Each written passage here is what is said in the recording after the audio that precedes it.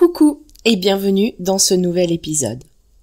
Aujourd'hui, je vais te parler de clés super importantes pour construire une relation solide, durable et épanouissante. Alors, je te retrouve après l'intro. À tout de suite. Et si je te parlais d'amour? Ça t'est déjà arrivé, toi, d'avoir peur de ne jamais réussir à construire la belle histoire d'amour dont tu rêves? Nous rencontrons tous des difficultés lorsque cet autre si proche de nous vient toucher quelque chose de sensible en nous.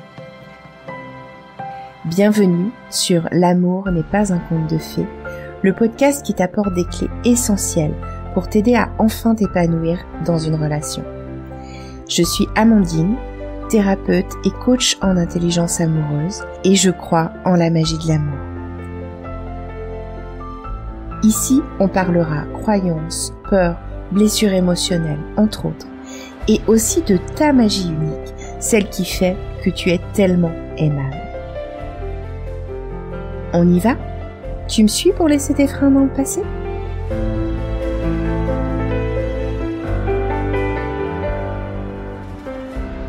Je suis ravie de te retrouver pour te parler d'un sujet qui me tient à cœur aujourd'hui. Et ce sujet, c'est les 4 piliers pour construire une relation solide. L'idée, c'est de se dire que, alors on est toujours dans la conscience du couple, dans la construction du couple conscient. J'aimerais d'abord te dire en préambule que tout est important dans ces 4 piliers et que c'est des choses qui sont importantes d'avoir en conscience dès la rencontre amoureuse et aussi de savoir se rappeler plus tard dans la vie de couple, dans la vie qui parfois nous embarque dans plein d'autres choses. C'est important d'avoir conscience de tout ça, à la fois pour construire une relation saine, durable et solide, et aussi pour, une fois qu'on y est, j'ai envie de dire, pour continuer à la faire vivre et grandir, cette relation.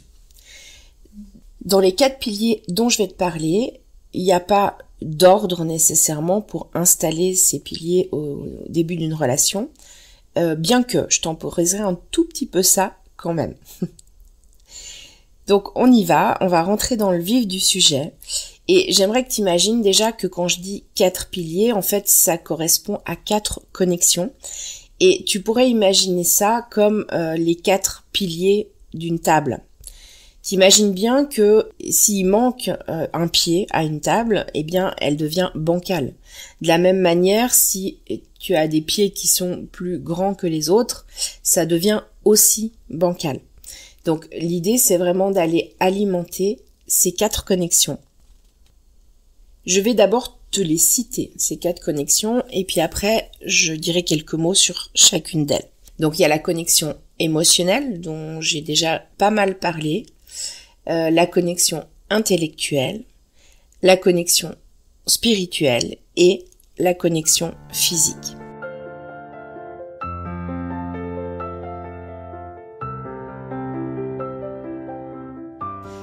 On va commencer par la connexion émotionnelle. J'en parle assez souvent. Pour moi, c'est très important.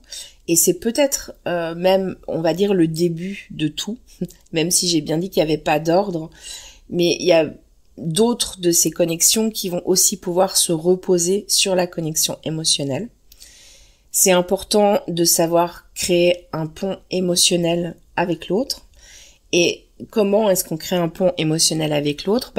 Notamment en se montrant vulnérable et authentique avec la personne qu'on rencontre, avec son partenaire. Parce que ce qui va nous toucher chez l'autre, ça va être sa part émotionnelle. À ce sujet-là, je l'ai déjà mentionné dans quelques épisodes, j'ai envie de te dire quelques mots sur les 7 degrés d'intimité. Donc on définit effectivement qu'il y a 7 degrés d'intimité, ça veut dire que suivant le niveau de l'échange avec la personne qui est en face de nous, on va être plus ou moins dans l'intimité avec elle, on va rentrer plus ou moins dans l'intimité avec elle. Sans forcément rentrer dans le détail ici, parce que c'est pas le sujet de l'épisode, Mais je te donne un exemple concret. Si j'ai une discussion avec quelqu'un où je ne fais que énoncer des faits, par exemple, parler de l'actualité, eh bien, je vais être dans un degré d'intimité plutôt de surface, donc pas tellement dans l'intimité avec l'autre. Par contre, si je commence à lui parler de mes rêves, de ce qui m'anime dans la vie, ou alors si je commence à lui parler de mes peurs ou de mes besoins profonds, tu imagines bien que là, je vais rentrer dans un degré d'intimité qui sera plus élevé. Et d'ailleurs, ça sera différent que je lui parle de mes rêves, de mes peurs ou de mes besoins profonds. Donc tout ça pour dire que c'est assez important pour créer de l'intimité et de la proximité avec l'autre et alimenter cette connexion émotionnelle, de savoir rentrer dans l'expression de nos émotions et de ce qui nous anime.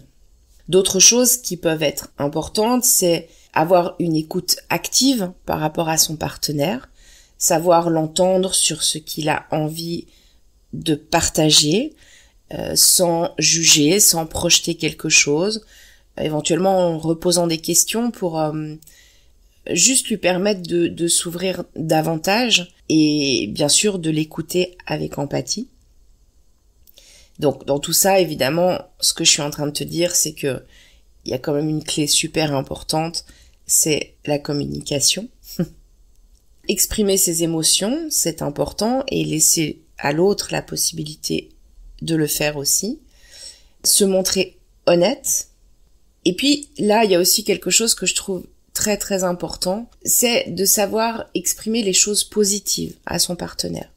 Qu'est-ce que je veux dire par là? Je veux dire, par exemple, les choses qu'on aime chez lui, les raisons pour lesquelles on est heureux de l'avoir dans notre vie. En général, c'est quelque chose qu'on fait toujours beaucoup au début d'une relation, quand on est dans l'état amoureux.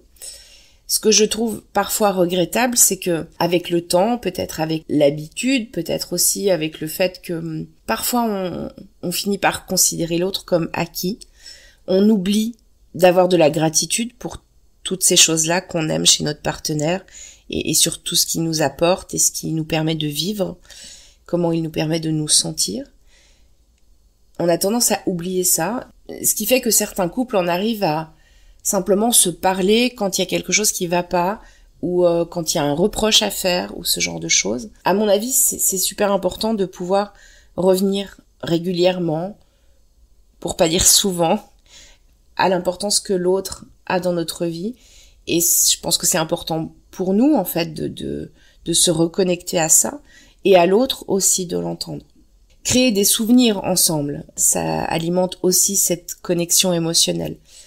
Que ce soit des souvenirs dans le partage, dans la communication, que ce soit des souvenirs dans des activités qu'on partage ensemble.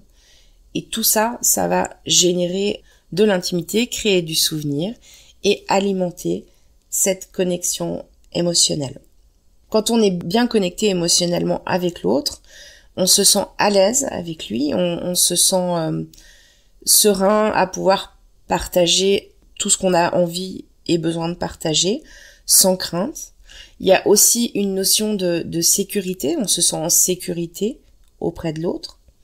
On peut donc lui parler aussi de ce qui nous anime. Et une des clés qui est très importante encore ici, et ça c'est d'autant plus au début, au moment de la rencontre, c'est de ne pas chercher à se montrer sous son meilleur jour. L'idée c'est pas ça, encore une fois, l'idée c'est d'être authentique, d'être vrai, de permettre à l'autre d'être touché par qui on est et de se laisser aussi toucher par qui est l'autre.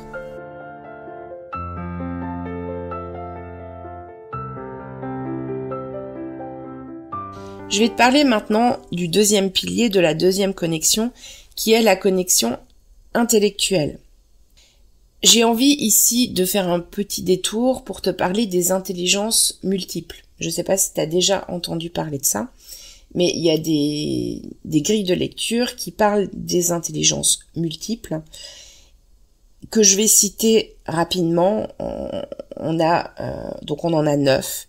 Il y a l'intelligence logico-mathématique, l'intelligence verbo-linguistique, l'intelligence musicale et rythmique, l'intelligence corporelle et kinesthésique, l'intelligence spatiale, l'intelligence interpersonnelle, l'intelligence intrapersonnelle, l'intelligence naturaliste écologiste et l'intelligence existentielle qu'on pourrait aussi appeler spirituelle. Je vais pas détailler. Si ça t'intéresse, je te propose d'aller chercher sur internet intelligence multiple et tu trouveras tout le détail de ce à quoi ça correspond. Mais si je te parle de ça, c'est pour introduire ce sujet sur la connexion intellectuelle, parce que on peut pas rester simplement, si on parle de connexion intellectuelle, à un niveau de surface en se disant il faut qu'on soit par exemple aussi intelligent l'un que l'autre. Ça ne veut rien dire. On a tous des formes d'intelligence qui sont plus développées que les autres. Ce que je pense intéressant en couple, c'est qu'on arrive à se retrouver sur certaines de ces formes d'intelligence, qu'il y ait des choses qui viennent résonner entre nous, parce que ça va beaucoup aider sur la complicité en fait qui va pouvoir se créer entre deux individus. Et puis après, on peut aussi avoir évidemment des intelligences différentes qui sont développées, ce qui vient enrichir par-dessus encore la relation. Bien sûr, pour être dans cette connexion intellectuelle, il faut profiter de moments profonds d'échange avec l'autre, avoir de l'ouverture, c'est certain. Et il y a deux choses quand même sur lesquelles je voudrais attirer ton attention. Première chose, il y a la notion d'admiration. Parfois, on confond l'amour et l'admiration. Mon point de vue là-dessus, c'est que on a souvent une forme d'admiration dans l'amour, mais par contre, on peut avoir de l'admiration sans amour. Et ça, c'est quelque chose à mon avis à prêter attention parce que on peut admirer l'autre et croire qu'on est amoureux de lui, mais s'il y a trop d'admiration, on va avoir tendance à placer l'autre sur un piédestal, à le mettre, à imaginer en fait qu'il est supérieur à nous. Et je voudrais te rappeler que l'amour, c'est aussi être au même niveau l'un avec l'autre.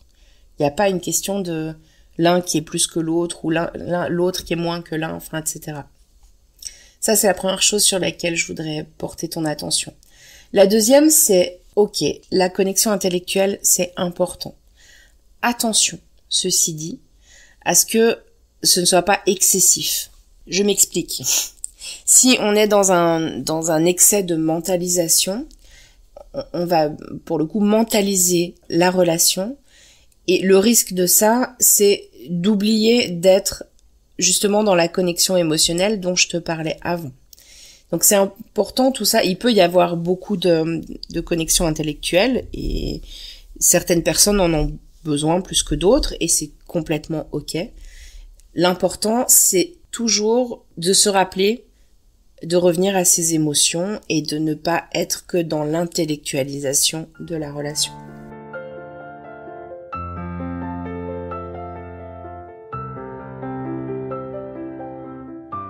Troisième connexion dont je vais te parler, c'est la connexion spirituelle.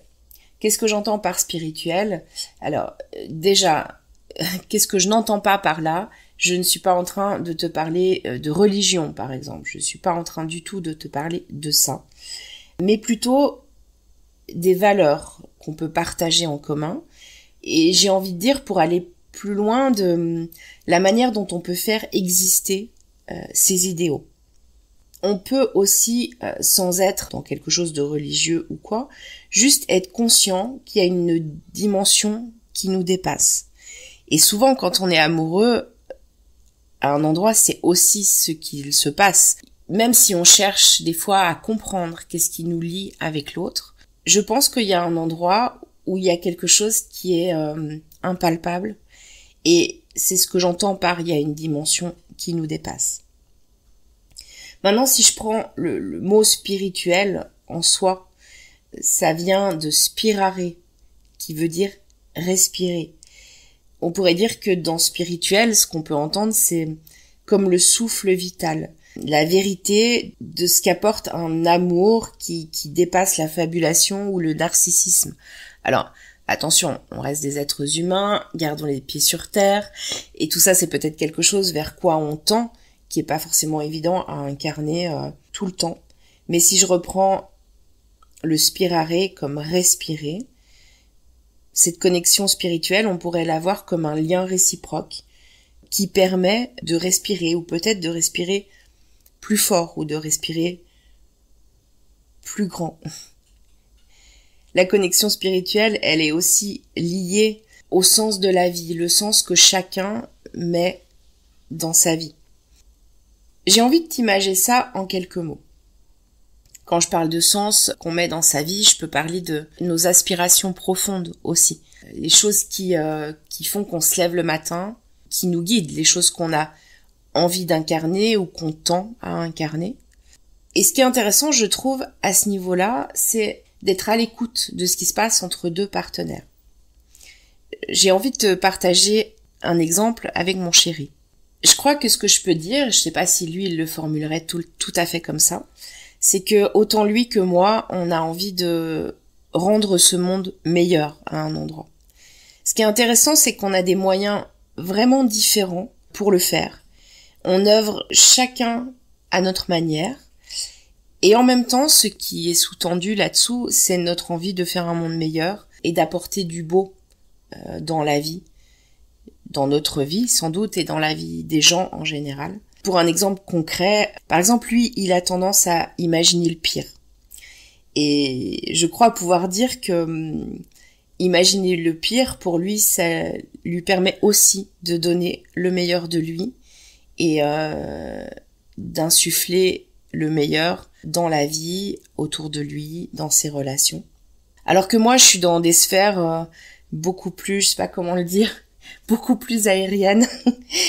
Et moi, je peux pas du tout imaginer le pire, ou très peu. En tout cas, c'est pas mon moteur.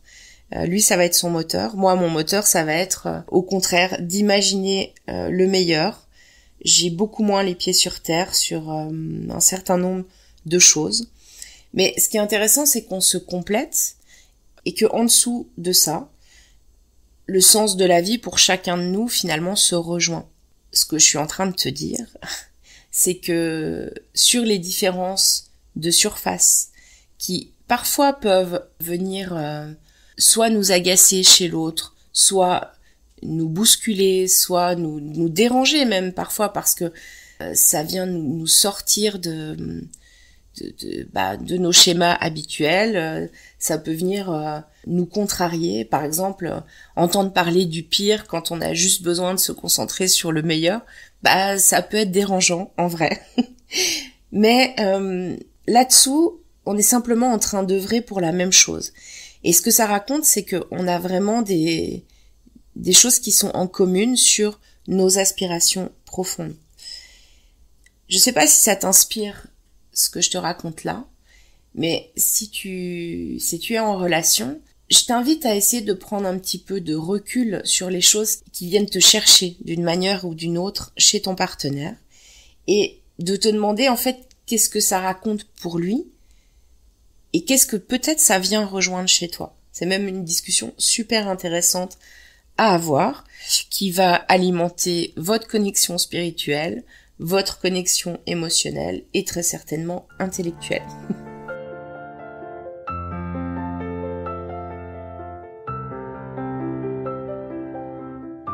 Je vais terminer par la connexion physique. Alors comme je l'ai dit au début, il n'y a pas nécessairement de règles quand on commence une relation pour établir ces différentes connexions. Qu'est-ce que j'entends par connexion physique ? Alors, ça semble assez évident, mais juste pour le mentionner, la connexion physique, elle parle du toucher, évidemment. Ça peut aller de se prendre la main jusqu'à la sexualité. Et il y a quand même quelque chose d'important. Donc, moi, je vais jamais te dire, par exemple, non, il ne faut pas avoir de relations sexuelles le premier soir quand tu rencontres quelqu'un. Je pense que ça, c'est quelque chose qu'on doit sentir. Vraiment qu'on doit sentir au fond de nous, si c'est ok, si c'est le moment, etc. La seule chose que j'ai envie de te partager de vraiment important à ce niveau-là, c'est que parfois il y a des situations où ça me fait penser à une cliente qui était venue me voir et elle me dit alors je comprends pas, j'ai rencontré pas mal d'hommes, mais à chaque fois on se rencontre, ça se passe plutôt bien et puis tout d'un coup il disparaît. Alors de manière différente, c'est soit tout d'un coup il lui dit non écoute j'ai pas envie d'aller plus loin, soit il disparaît complètement. Et puis quand on a creusé, quand on a échangé avec cette femme, on a abordé le sujet de la sexualité et en fait elle m'a avoué que elle passait toujours à l'acte très vite avec ces hommes-là. Ce qui encore une fois, je le répète, n'est pas un mal en soi. Mais le problème de ça, c'est que quand on rentre dans une connexion physique, et là je parle surtout de la sexualité en l'occurrence, avant d'avoir posé ou en tout cas commencé à bien poser les autres connexions entre soi et l'autre dans la relation naissante, on va partager du coup une intimité physique avec l'autre, là où par exemple on n'a pas encore une intimité émotionnelle ou spirituelle avec l'autre. Et ça crée souvent une forme d'inconfort. Ça peut créer un malaise en fait. Parce qu'à un moment donné, on se retrouve dans cette intimité où on se met à nu physiquement, alors qu'on ne s'est pas encore ou pas suffisamment mis à nu émotionnellement. Et ça explique parfois qu'il y a des relations qui avortent assez rapidement parce que ça vient créer un malaise, parce qu'il y a quelque chose à l'intérieur qui est pas juste. Donc je répète, par rapport à ça, c'est vraiment comme tu le sens. Mais ce que je t'invite à faire, c'est simplement de t'écouter, d'écouter comment tu te sens avec l'autre, comment tu te sens déjà connecté avec lui sur d'autres niveaux, avant de faire le choix de se laisser aller vers une connexion physique plus importante avec le partenaire que tu viens de rencontrer. On arrive gentiment à la fin de cet épisode. Donc, je te répète, ces 4 piliers hyper importants. Connexion émotionnelle, intellectuelle, spirituelle et physique. C'est les 4 piliers de la table. C'est les 4 piliers qu'on a besoin d'alimenter et qu'on a besoin d'alimenter de manière assez égale, de manière à avoir une stabilité, à créer une stabilité. Et quand on a ces 4 connexions-là et qu'on les alimente et qu'on se rappelle dans le temps de les alimenter, on va pouvoir créer quelque chose non seulement de plus en plus solide, mais aussi de plus épanouissant, là où on va avoir la possibilité de plus grandir et j'ai envie de dire d'avoir plus d'expansion, que ce soit en termes de couple ou que ce soit même à titre individuel. J'espère que l'épisode d'aujourd'hui t'aura inspiré et je t'invite à venir m'en parler, venir me poser des questions si t'en as envie et à le partager si tu penses que ça pourrait aider des personnes qui sont autour de toi. Je te remercie pour ton écoute parce que si le podcast existe et s'il continue à grandir et à évoluer, c'est grâce à toi.